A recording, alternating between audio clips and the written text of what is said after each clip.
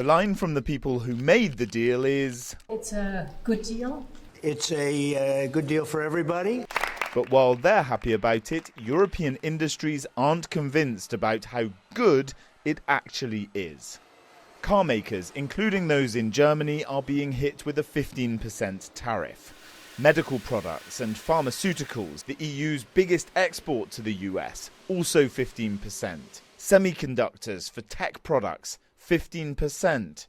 In fact, nearly everything the EU exports to the US is to be slapped with a 15% tariff. But it's half of the 30% Trump had threatened just a few months back. It still means US importers will pay an additional 15% on top of the cost of the European products to the American government, making EU companies less competitive there. Clearly, having a deal is better to not having any deal at all. But the deal we got is not good. It's 15% across the board of tariffs. And we have also some extra tariffs on certain goods. Think, for example, of steel and aluminium that stay at 50% of tariff. What about winners?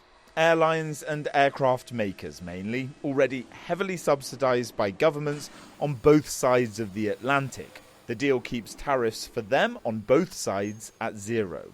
And while microchips are tariffed, highly lucrative chip-making equipment is getting a carve-out.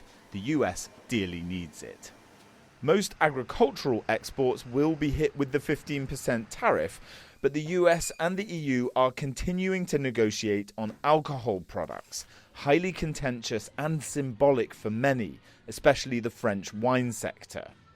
As part of the deal, Europe also promised to buy $250 billion more oil and liquefied natural gas every year of Trump's remaining term in office. And Trump says a vast amount of military hardware. It's difficult to paint this agreement as a success story because it entails a major increase of rates, so makes it more difficult for European products to get into the US market, but also it's basically giving away the European authority to actually dictate the rules of the game to allow entry into his own market. The EU's line is that the deal brings stability to European exporters after months of uncertainty. But US goods exported to EU member states will face no blanket tariffs in return. The price to pay for stability is predicted to take its toll on EU industries.